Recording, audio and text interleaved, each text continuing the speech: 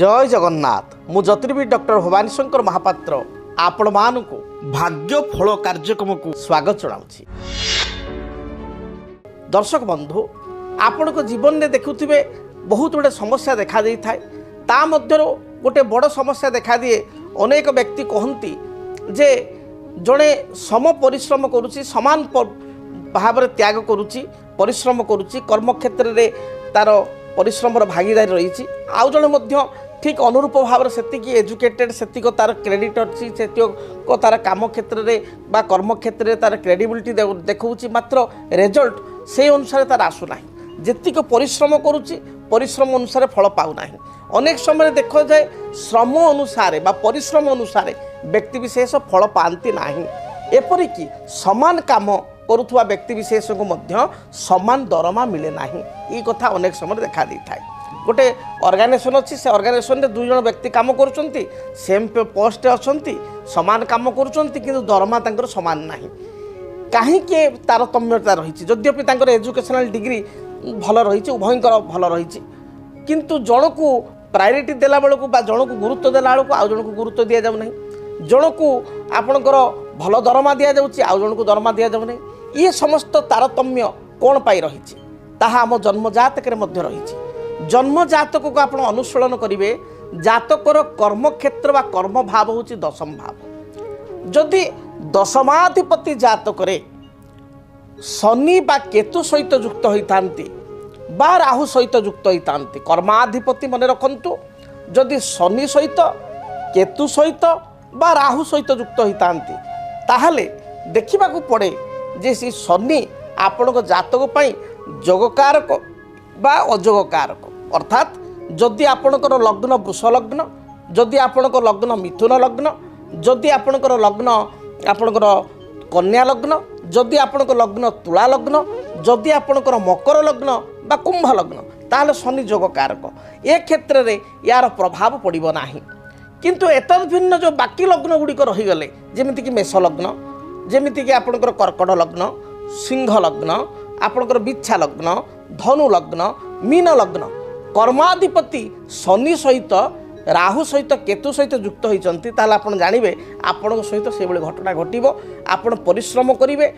आपणकर योग्यता दक्षता थी समान काम किंतु कम दरमा ये परिस्थिति आपणकर देखादेव। अनेक समय बहुत टीचर माने आसती जो माने पारा टीचर हूँ अन्य मैंने देखिए बहुत टैलेंट थाए सब थाए किंतु गवर्नमेंट ही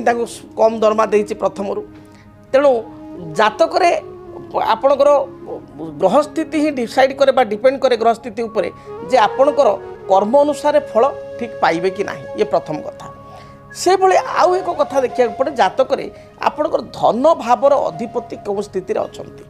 जदि धन भावर अधिपति आपण जातक धनाधिपति बा सेकेंड हाउस जी लॉर्ड सी अच्छा एकादश आय स्थान अच्छा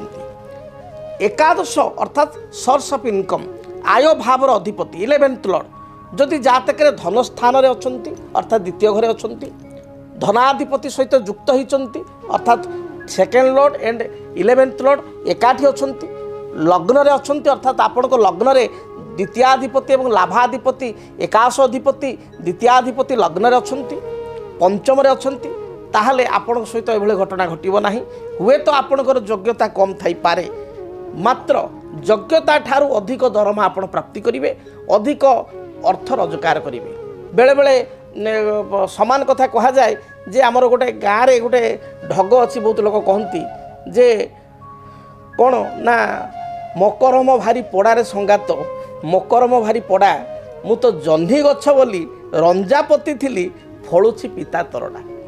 ये गोटे सुंदर कथा कह जाए दी जन सांग आपणकर गले कौटी कि ना हाट को गले और दी जन चिंता कले आम जह्नी चाष करूँ दी जन जाक गोटे दुकान सामान जह्नी मंजी दी जन जाक किणिले सामान ब्रांडर जह्नी माने भल जह्नी किणिले एका दिन चिंता कले एका दिन मंजी किणुचु एका दिन आम चषिबू एका दिन से माटी खोलिले एका दिन मंजी पतिले एका समय गछ दी जनकर बाहरिला एवं एका समय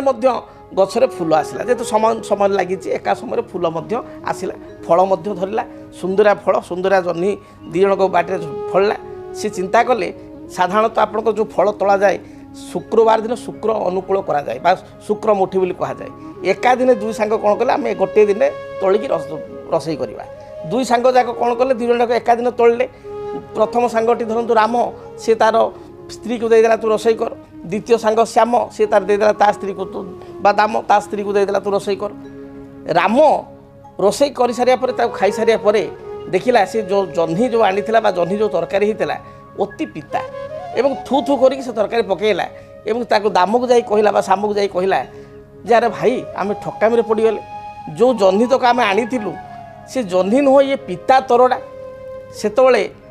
आरो जन सांगटी कहला ये जह्नी एभली स्वादिष्ट तरकारी एभली स्वादिष्ट जह्नी मु आज जीवन पर्यंत खाई ना बहुत टेस्ट आ बहुत भल ये कथा शुणिकी राम हसिला कहला मत कौन बोका बनाऊछु ना चल आम घर जो तरकारी टी अच्छी खाई देखी से तरकारी खाइला विश्वास कर पारानी से जह्नी बोली एवं कहला से जह्नी काट मु बसी तरकारी कर आउ थे खाइबी गछर तला तरकारी है खाइला से स्वाद सेतबले राम ही कहला जे मकरम भारी पड़ारे संगात मकरम भारी पड़ा ये गोटे लोक कथा हेले ये ज्योतिष शास्त्र सहित ये एकमत भाव में आम जोड़ी पारिबा तार कारण होउची जे योग्यता दक्षता थिबा लोक बा समान काम करुवा व्यक्ति विशेष अनेक समय समान कर्मर फल पाई पारंती नाही केवल ताहा ग्रह दोष तेबे तार उपचार मध्य करा जाई परिबो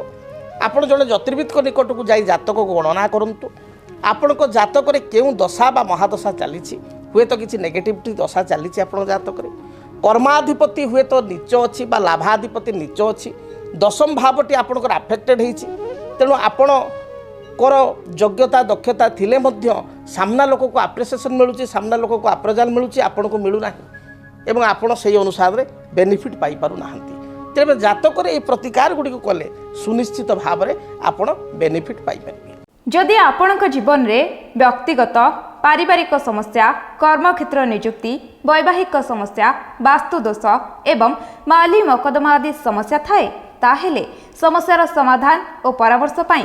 आमको जोगाजोग करंतु ज्योतिर्विद doctor Bhabani Shankar Mahapatra Budheswari colony plot number 26 Bhubaneswar phone number 9776833302 9439444924 आमर वेबसाइट www.srijagannathastro.com केमिति कटिबो 2026 मसीह आपणक भाग्य केउ राशि रे रहिबो समस्या आउ किए हेबे लाभवान केमिति रहिबो मेष ठारू मीन राशि पर्यंत भाग्यफल जानिबा पई देखंतु आम कार्यक्रम 2026 भाग्यफल 2026 मसीह आपणक राशि रो संपूर्ण भाग्यफल जानिबा पई चैनल को सब्सक्राइब करंतु बेल बटन को ऑन करंतु देखंतु डीटीवी ओडिया डीटीवी ओडिया देखिवा पई सब्सक्राइब करंतु एवं बेल आइकन को मध्य दबाई दियंतु।